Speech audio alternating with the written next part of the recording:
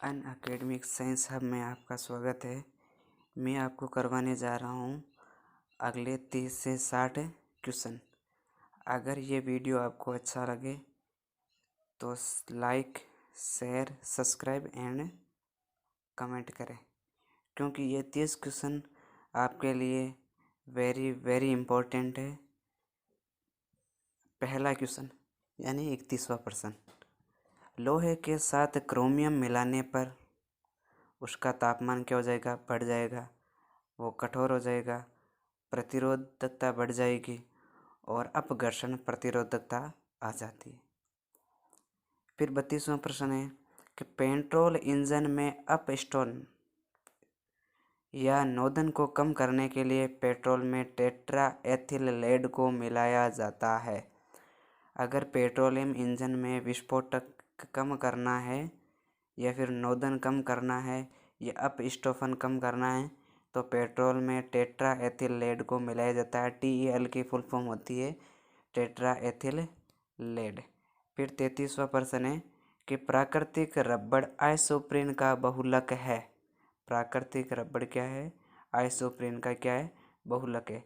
और प्राकृतिक रबड़ लेटेक्स के रूप में पेड़ों से निकल जाती है, यानी जो पेड़ों में एक पदार्थ निकलता है सफ़ेद दूध जैसा, उसे कहते हैं हम लेटेक्स।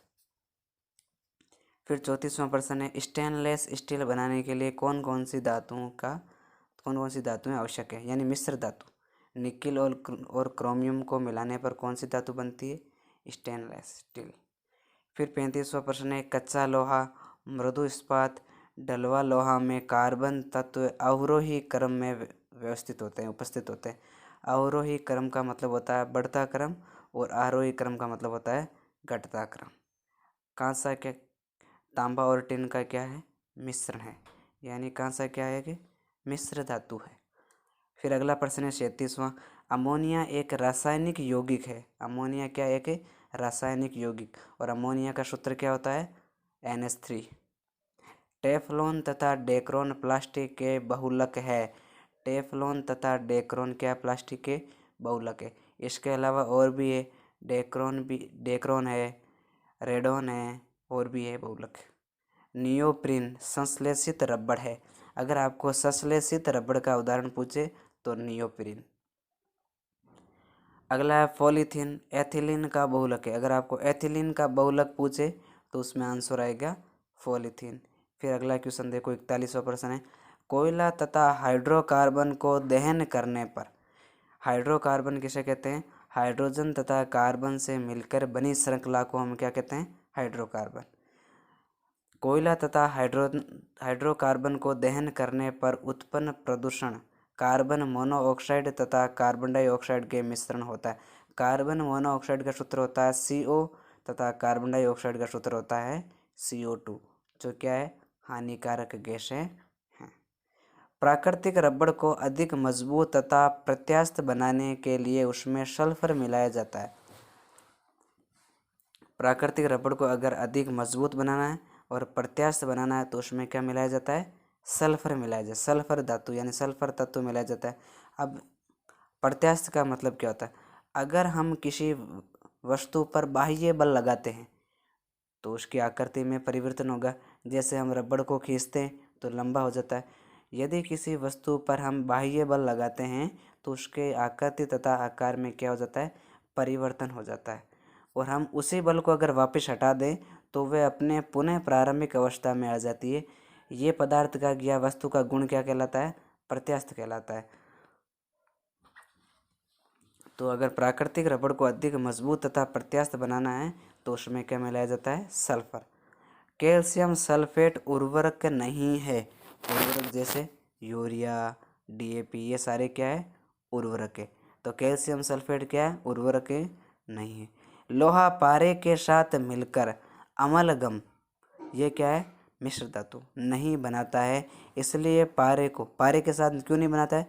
क्योंकि पारा कमरे के ताप पर द्रव अवस्था में पाया जाता है, इसलिए पारे को लोहे के पात्र में रखा जाता है। शेष सभी धातुएं पारे के साथ मिश्र धातु बनाती है, अमलगम मिश्र धातु बनाती है। फिर 45वां प्रश्न है, हैलोजन गैसों में सबसे अभिक्रियाशील गैस कौन सी है? फ्लोरीन। सबसे अभिक्रियाशील कौन सी है? फ्लोरीन। आवर्त सारणी में हैलोजन समूह में सबसे ऊपर कौन सी है? फ्लोरो, क्लोरो, ब्रोमो, आयोडो। तो सबसे पहले कौन सी है? फ्लोरीन। ऑक्सीजन एक क्या है?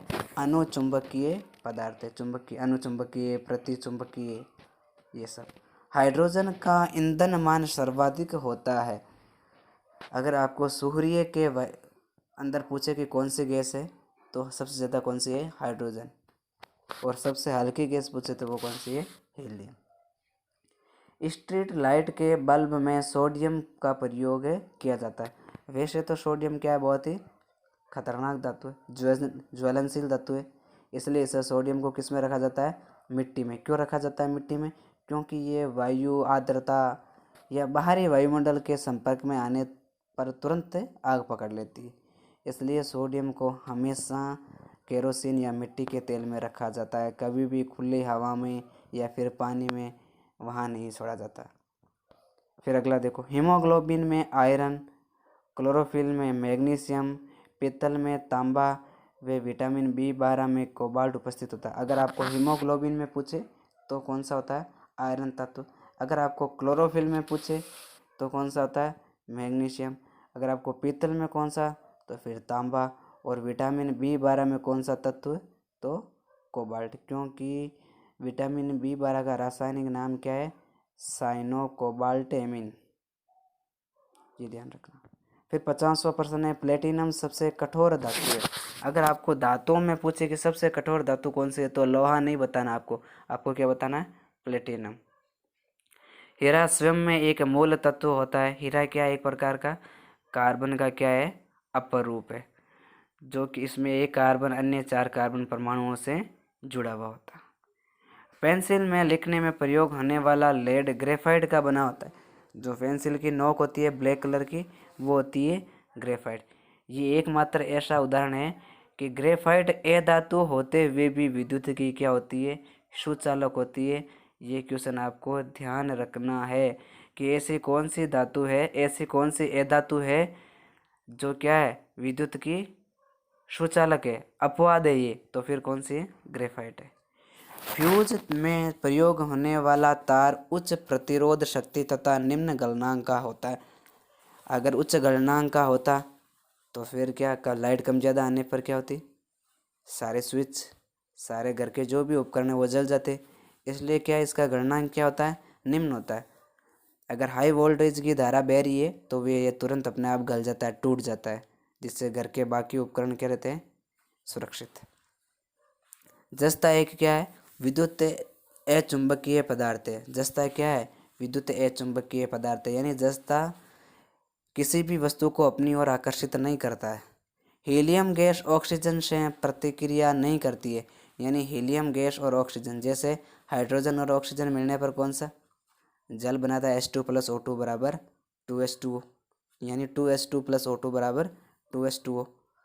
तो हीलियम गैस कभी भी ऑक्सीजन के साथ अभिक्रिया नहीं करती।